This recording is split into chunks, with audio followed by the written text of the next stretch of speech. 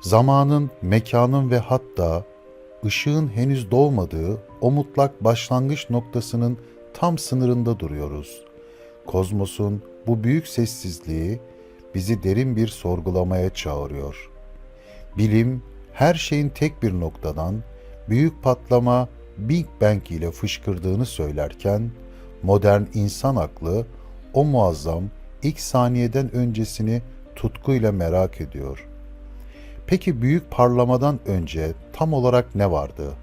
Sadece devasa bir hiçlik mi, yoksa tüm varoluşu şefkatli bağrında taşıyan o gizemli karanlık mı? Bu kadim soru, modern kuantum fiziği ile İslam tasavvufunun yollarını asırlar sonra hayret verici ortak bir düzlemde yeniden ama çok güçlü şekilde kesiştiriyor. Bugün Lorenz Krauss hiçliğinden Bilge İbni Arabi'nin gizemli ama kavramına doğru son derece derin ve benzersiz bir yolculuğa çıkıyoruz. Modern astrofizik, evrenin yaklaşık 14 milyar yıl önce yoktan var olduğunu matematiksel modellerle kanıtlamaya çalışırken çok büyük ve aşılmaz bir eşiğe çarpar. Zamanın kendisi o an başladığı için patlamadan tam öncesinin fizik kurallarıyla tanımlamak bilim insanları adına neredeyse imkansız olan devasa bir duvar haline gelmektedir. Fizikçi Lorenz Krauss, evrenin hiçbir şey içermeyen mutlak bir boşluktan kendi kendine kuantum kararsızlığıyla filizlenebileceğini iddialı bir dille cesurca savunur. Onun modern teorisindeki hiçlik aslında pasif bir yokluk değil, her an yeni dünyalar doğurmaya hazır, kuantum potansiyelleriyle tıklım tıklım dolu dinamik bir alandır. Kuantum boşluğu adı verilen bu katman, maddenin ve antimaddenin sürekli olarak çiftler halinde var olup anında yok olduğu müthiş çalkantılı kozmik bir denizdir. Bilim insanları boş bir uzay odasını derinlemesine incelediklerinde orada mutlak bir sessizlik yerine müthiş bir dalgalanma, hareket ve enerji akışı bulurlar. Bu durum, evrenimizin henüz şekillenip doğmasından önce bile görünmez devasa bir enerji matrisi içinde yüzdüğünü bizlere açıkça ve netçe gözler önüne seriyor. İşte bu şekilsizlik ve mutlak belirsizlik durumu, modern bilimin en uç sınırlarında insan zihnini büyük, sarsıcı bir felsefi sorgulamanın içine fırlatıp bırakıverir. Fiziksel dünya, adeta varlık ile yokluk arasında o son derece incecik bir perdenin üzerinde durmaksızın, salınan geçici dalgacıklardan ibaret gibi görünerek bizi şaşırtmaktadır. Tam bu kritik noktada kadim Doğu bilgeliği 1000 yıl öncesinden seslenerek bilimin bugün büyük hayretle ulaştığı bu gizemli boşluğa benzersiz harika bir şerh düşer. İşraki felsefe ekolünün kurucusu Sühreverdi, evrenin maddesel temelini derinlemesine incelerken, karanlık cevher kavramını çok çarpıcı, özgün bir şekilde ortaya koymuştur. Sühreverdi'ye göre nurun, yani ilahi ışığının henüz ulaşmadığı o ilk asıl cevher, bütünüyle kapkaranlık, pasif ve şekilsiz muazzam bir potansiyel olarak beklemektedir.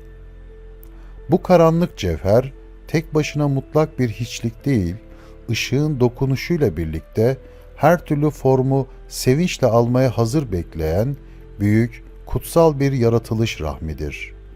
Kuantum fiziğinin boşluktan aniden enerji fışkırması senaryosu ile Sühreverdi'nin karanlık cevher teorisi felsefi düzlemde muazzam, sarsıcı bir paralellik ve rezonans gösterir. İki disiplin de varoluşun hemen öncesinde, bilinen maddesel formların ötesinde görünmez ama sonsuz güçlü bir kudret yuvasının var olduğunu açıkça ve kesinlikle kabul etmektedir.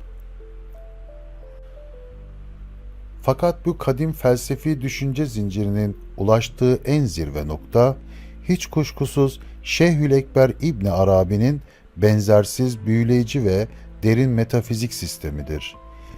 Bilge İbni Arabi, evrenin yaratılış safhalarını en ince detayına kadar anlatırken, modern bilimi hayrete düşüren ama adında gizemli bir kavramdan bahseder.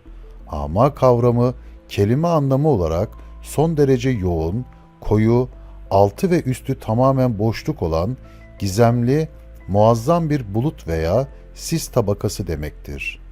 Bu soyut kavram, yüce yaratıcının mahlukatı var etmeden hemen önce tecelli ettiği, maddeden ve zamandan bütünüyle münezzeh olan o ilk kozmik planı ve düzlemi simgeler. İbn Arabi'ye göre bu sis bulutu ne tamamen varlıktır ne de tamamen yokluktur. İkisinin tam ortasında ihtişamla duran kozmik bir araftır.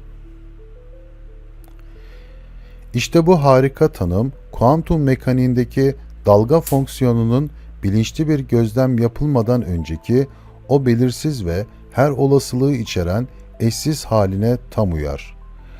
Kuantum dünyasında bir parçacık gözlerine kadar her yerdedir ve aynı zamanda hiçbir yerde değildir. Yani tam manasıyla olasılıklardan örülü koyu bir sistedir. İbni Arabi'nin ama bulutu da evrendeki tüm varlıkların tohumlarının içinde özenle saklayan ama henüz hiçbirini asla ayrıştırmamış mutlak büyük bir gizemdir. Büyük patlama henüz gerçekleşmeden önce evrenin tüm kütlesi, zamanı ve kozmik yasaları da bu muazzam ilahi sisin sıcak bağrında derin bir uykudaydı. Yaratıcı, varlığa olan ezeli sevgisiyle tecelli ettiğinde bu kozmik sis tabakası yarılarak bugün bilinen galaksilerin, devasa yıldızların ve atomların önünü ihtişamla açmıştır. Dolayısıyla büyük patlama sıfırdan ve tesadüfi bir varoluş değil, bu gizemli buluttan dışarıya doğru açılan muazzam planlı ve ilahi bir yayılımdır. Lorenz Krauss, evrenin hiçlikten geldiğini iddia ederken aslında bilmeden Bilge İbni Arabi'nin bahsettiği o ama mertebesini harika şekilde tarif etmektedir. Çünkü bilimin hiçlik dediği o alan, asırlardır mutasavvıfların bahsettiği o çok zengin potansiyellerle dolu ilahi isimlerin saklandığı gizli, muazzam ve ebedi bir hazinedir. Sühreverdi'nin karanlık cevheri ile kuantum vakumunun o mutlak sessizliği, tek bir büyük evrensel hakikatin farklı dillerle yapılan eşsiz iki tanımından ibarettir. İnsanlık laboratuvarlarında atom altı dünyayı derinlemesine parçaladıkça, karşısında mekanik bir boşluk değil, her şeyi kuşatan, muazzam, akıllı bir bilinç silsilesi bulmaktadır. Kozmosun bu en derin ve gizemli perdesi, sadece maddeden ibaret olmadığımızı, görünmez yüce bir kaynaktan sızan geçici kozmik gölgeler olduğumuzu fısıldar. Büyük patlamanın o muazzam, gürültülü parlamasının hemen arkasında aslında ama karanlığının o sonsuz, bilge ve huzurlu mutlak sessizliği yatmaktadır. Bizler bugün bilimle dış dünyayı, felsefe ve tasavvuf ile iç dünyayı okurken aslında tamamen aynı kumaşın iki farklı yüzünü hayranlıkla inceliyoruz. Maddeyi ve zamanı doğrudan o ilk karanlık, yok edici korkunç bir körlük değil, tam aksine tüm varlığı şefkatle besleyen kozmik ilahi bir anne rahmidir. Zamanın ötesindeki bu mutlak, muazzam hakikat bizi maddesel prangalarımızdan tamamen sıyırarak evrenin gerçek kökeni üzerine derin ve sarsıcı bir tefekküre davet eder. Kelimelerin tükendiği, denklemlerin çözüldüğü ve sadece saf idrakin baki kaldığı o ebedi sınırın ötesine geçerek derin adımlarla ilerlemeye devam ediyoruz. Kuantum fiziği, gözlemlenmeyen her parçacığın aslında birer potansiyel dalga olduğunu söylerken, İbn Arabi bu durumu ilahi ilim olarak adlandırır. Ayağını sabite dediğimiz bu ezeli tohumlar ama bulutunun içinde henüz maddesel dünyaya ayak basmamış saf hakikatler olarak heyecanla parlamaktadır. Büyük patlama sadece bu gizli tohumların gözle görünür somut birer forma bürünerek uzay zaman perdesine muazzam bir hızla fırlatılma anıdır. Sührüverdi'nin bahsettiği o karanlık cevher, ilahi nura kavuştuğu anda, yani patlama gerçekleştiğinde birdenbire sayısız rengarenk galaksilerin doğuşuna beşiklik etmiştir. Bu harika kozmik yayılım, Lorenz Krauss iddia ettiği gibi mutlak ve anlamsız bir rastlantısallık yerine derin bir aşkın şefkatli tezahürüdür. Evrenin kökenindeki bu muazzam boşluk aslında bir yokluk değil, aksine her şeyi içine alan ve her an besleyen mutlak bir doluluk halidir. İnsanlık, modern teleskoplarla uzayın derinliklerine, yani geçmişe doğru baktıkça aslında kendi özünü saklayan o ilk kozmik sise hayranlıkla yaklaşmaktadır. Zamanın sıfır noktası olan büyük patlama, felsefi ve ilmi bir bakışla ama karanlığının dışarıya doğru verilmiş kutlu bir nefesidir. Kuantum dalgalanmalarının yarattığı o muazzam şekilsizlik denizinde salınan her zerre İbn Arabi'nin bahsettiği tecelli döngüsünün canlı birer şahididir. Bizler bu muazzam evrensel hakikati idrak ettikçe maddesel dünyanın geçici prangalarından sıyrılıp varoluşun o asıl ve ebedi kaynağına doğru uyanıyoruz.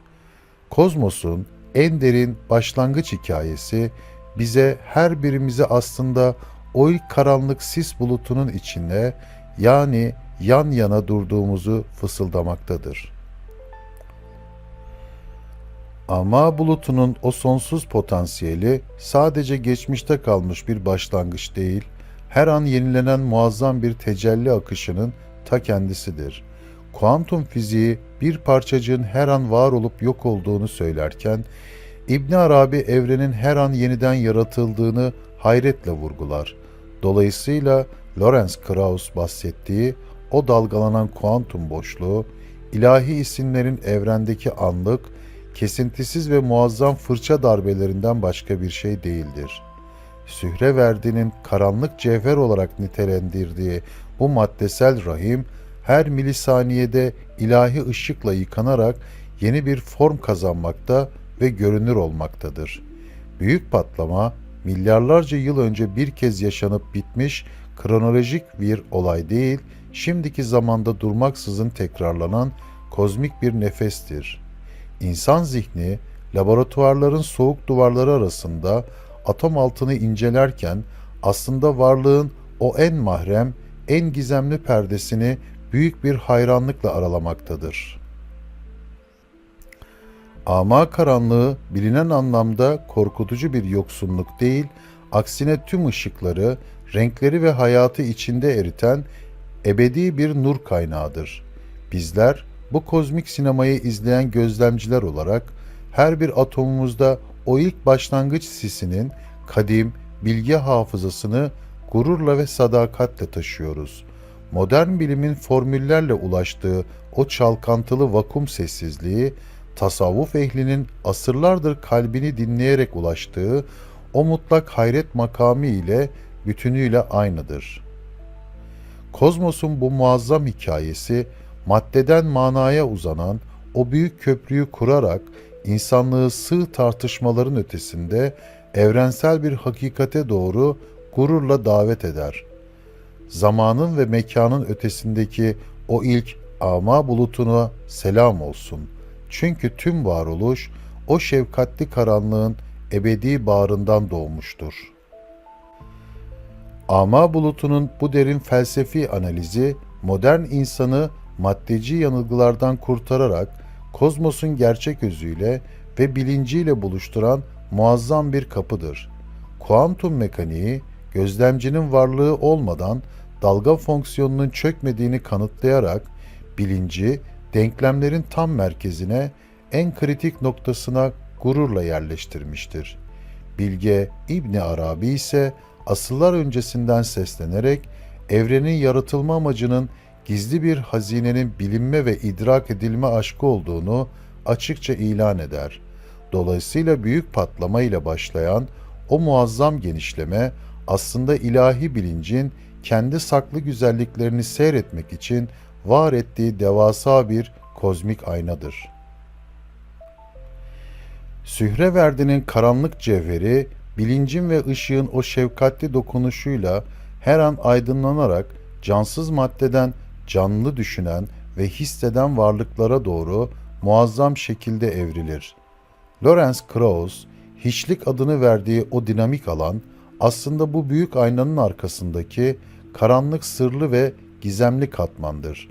Aynanın sırrı olmasaydı, yani o ama karanlığın bulunmasaydı, ışık yansıyıp form kazanamaz ve bilinen evren asla görünür hale gelemezdi. İşte bu yüzden büyük patlama öncesindeki o mutlak sessizlik, yok edici bir son değil, tüm varoluş melodilerinin içine saklayan muazzam bir sessizliktir. Modern bilim formüllerle, tasavvuf ise kalbiyle o ebedi sessizliğin perdesini araladığında, karşılarında sadece tek bir aşkın hakikatini, ihtişamlı parıltısını bulurlar. Bizler bu kozmik sinemanın hem oyuncuları hem de seyircileriyiz. Her bir nefesimizde o ilk sis bulutunun bilge ezgisini taşımaya devam ediyoruz. Zamanın ve mekanın prangalarından sıyrılan insan aklı, kuantum vakumundan yükselen o gizemli fısıltıda kendi asil ve ebedi kökenini hayranlıkla tanır. Kozmosun bu en derin ve muazzam başlangıç hikayesi, maddeden manaya uzanan o ebedi ve sarsılmaz köprüyü zihnimizde bir kez daha gururla inşa eder. Tüm denklemlerin birleştiği, akıl ile kalbin omuz omuza verdiği bu nihai aşamada, varoluşun en görkemli, en sarsıcı gerçeğiyle tamamen yüz yüze geliyoruz.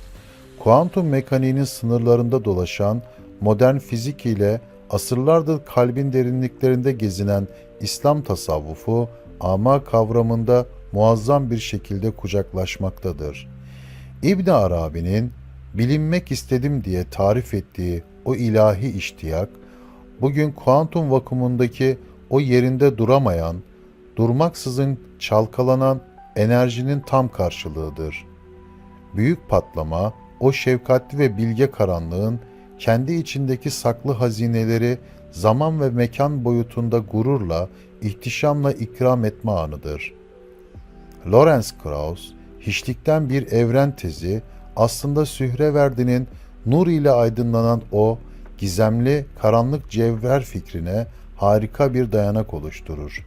Bilim, maddesel evrenin dış kabuğunu formüllerle soyarken, tasavvuf, o kabuğun içindeki mutlak bilinci ve ebedi sanatkarı kalbiyle hissederek derinlemesine selamlar. Bizler laboratuvarlarda atom altını parçaladıkça maddeden uzaklaşmıyor, aksine varlığın o en kutsal, en mahrem ve en akıllı başlangıç sisine daha çok yaklaşıyoruz. Kozmosun bu muazzam melodisi, insanlığa sadece etten ve kemikten ibaret olmadığını, aksine o ebedi ama bulutundan sızan birer nur damlası olduğunu fısıldar. Zamanın ve mekanın sıfırlandığı o ilk noktada bilim ile inanç, felsefe ile fizik, sığ tartışmaları bir kenara bırakıp tek bir büyük hakikatle birleşir. Bu muazzam evrensel farkındalık, modern insanın zihnindeki maddesel prangaları bütünüyle kırarak onu kozmik bir uyanışın ve derin bir tefekkürün zirvesine gururla taşır. Büyük patlamanın o muazzam gürültüsünden, ama bulutunun o bilge, huzurlu ve mutlak sessizliğine uzanan bu yolculuk, bilincimizin ebedi hikayesidir. Vesselam.